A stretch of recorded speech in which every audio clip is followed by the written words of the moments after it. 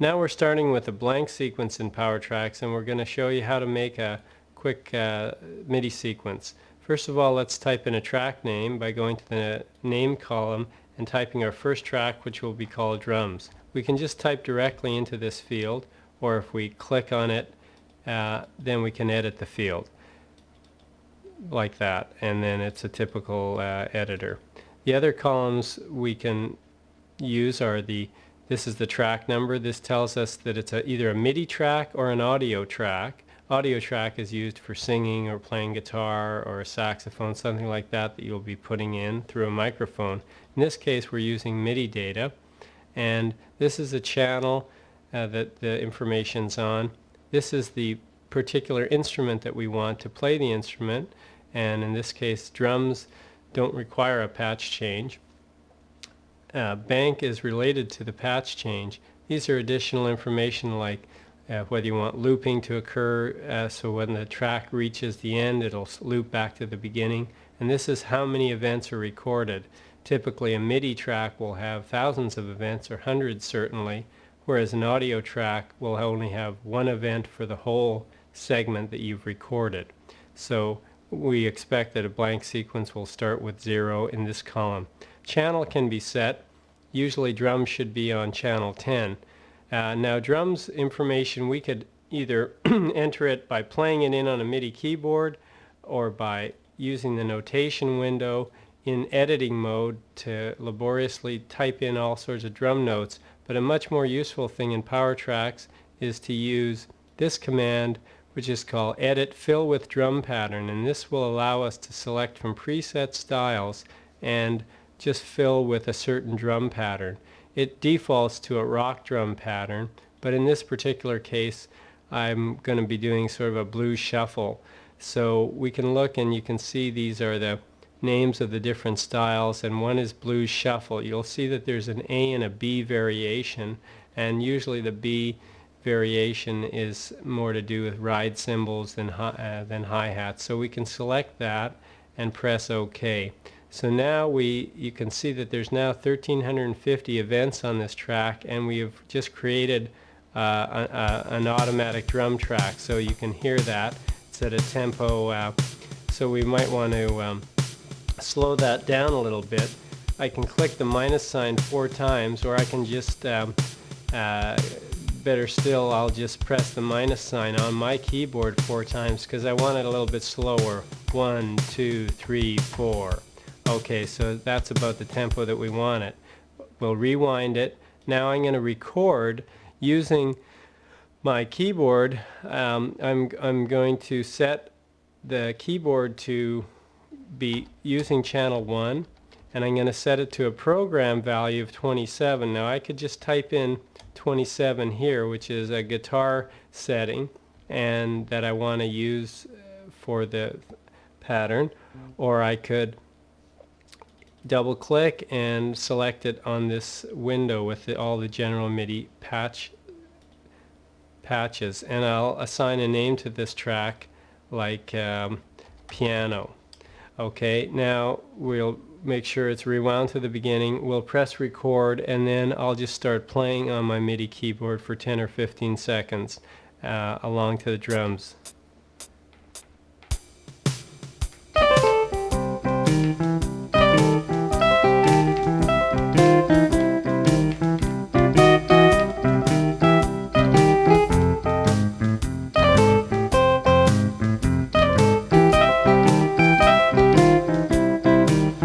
Okay, we're finished, and I'll press the stop, and now we're asked if we want to keep the take. So if we say yes, we'll see that there's 194 events recorded there, and if we play it back we can hear what's been recorded. You can see that we see the information on the MIDI keyboard being displayed. So now we can go to the notation window and we can see what our track looks like. And now if you notice, there's 3 modes that this window has. The first mode is just the regular notation mode here, which shows our track playing. Because earlier we'd been messing with these settings, we have a transpose value of 0 and the clef split should be set back to the default here, which is middle C. But otherwise it looks in pretty normal notation, and it's displaying the notation, and you can see this notation has been done automatically. And things like, even though I was playing the left hand in a shuffle feel, it was displaying it, notating it properly, and that's some of the things that PowerTracks does automatically. So you could just use this timeline to see where you want to play the information from. So let's say we want to play it from here. So now let's say this C we wanted really to be a B flat. So this is the notation mode here, and that's uneditable. So if we press this notation button here, we can see that we've reached another mode which is called editable notation, and it still looks like notation at this point. And then we have a third mode that looks less like notation and more like a typical piano roll. There's a green color which can be set to either green or blue, and if you set them as blue, you can see that these lines represent the durations of the notes. And if you set another option here, we can have the velocity lines set, which will be vertical lines that will see how long the note, how loud the note is. So this is the note here on beat 1, beat 2, beat 3, and beat 4. So here this note that we're interested in changing is a C. Now there's a number of ways to change it, but the easiest way is to right click on it and bring it down to a B flat, and then it's changed. So we could listen to it by clicking here, etc. Another way to edit the notes is to use the right mouse button in the notation staff mode and drag, and you see the mouse cursor changing. You can drag the duration and let it go. So you see now we've made that note shorter. We could have made it longer, or we can drag the velocity up or down to make the note quieter, or I by mistake I right clicked and let go, but we'll drag the note to make it louder, and if you right click and let go, you can edit every parameter in the note directly. So I don't know how we've left this note at the end of all that editing, but we can certainly hear. One way of hearing is just to press the play button or the space bar. So you can hear the note was obviously longer, etc. Now we can insert new notes. For example, if we wanted an additional E note here, we can just by left mouse clicking, we can insert a note right onto there. And I've inserted an F, so we can drag it down to the E position here. And now we would have that note inserted there, and we can add duration to it or add velocity, that sort of thing, by dragging in a similar manner. One interesting feature of PowerTracks is the ability to chord step through notes. Now this uses the keys on the numeric keypad, such as the period delete key or the 0 insert key, which are easy one-key combinations to access these things. And if you press the period key, you are moving a chord at a time. So it's very useful to step through a sequence, especially when you're trying to learn something. Now, if you use Shift and the right arrow key, you can actually go one note at a time to find out exactly what the next one. But that isn't as musically useful as the chord step, which gets you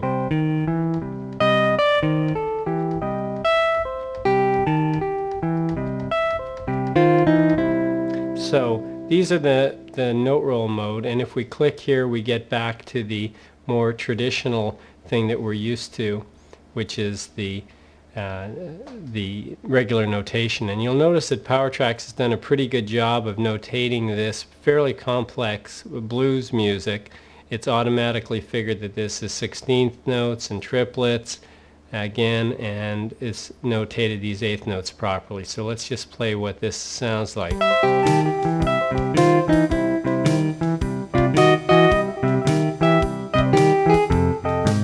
So if we wanted to continue doing things, we could make sure that the chord check box is checked, and we could be typing in chords. Now the chords are just for our own identification, and you know, we could be typing the chords of the song. We move around here using the cursor keys or the scroll bar. I prefer just using the cursor down key will get us down and up. And so we can, when it goes to the F7th there, we could be adding, we could type in an F7th chord here.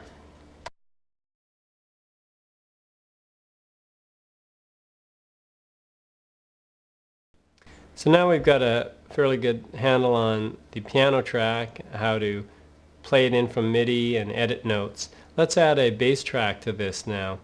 And we close the window, we put this on bass, and we can assign a channel number of, say, 2 to the bass track, and we'll assign a patch of a bass patch. If we knew that bass was 33, we would just type that there. Otherwise, we'd have to find it in our list of general MIDI patches. So here we have the bass. Now, I could just record in the bass from my MIDI keyboard by pressing rewind and just pressing record.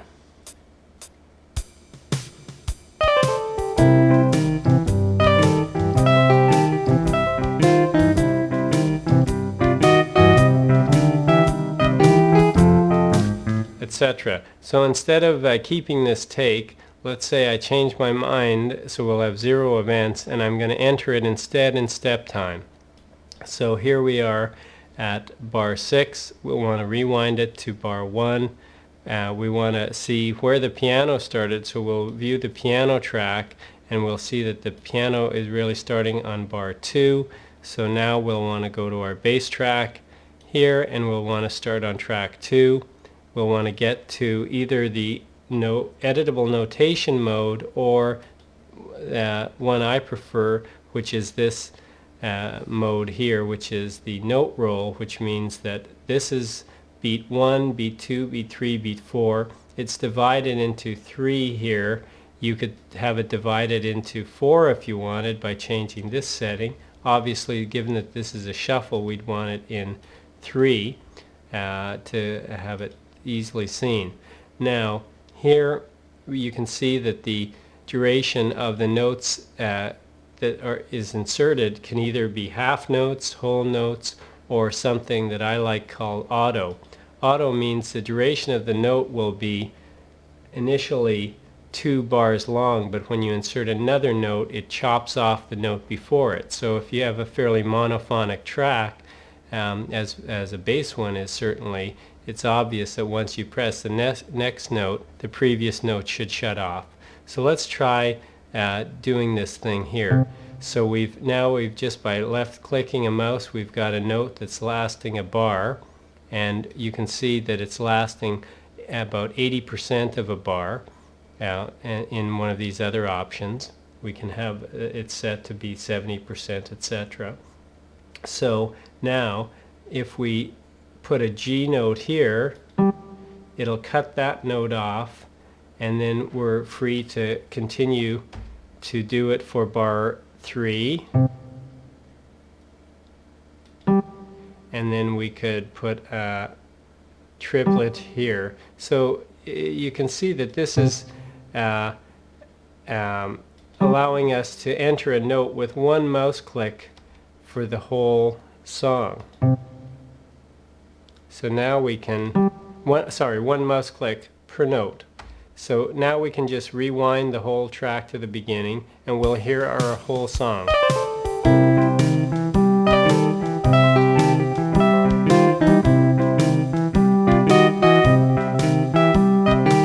So obviously we need an F note here, and another note here like that. And we'll back up here.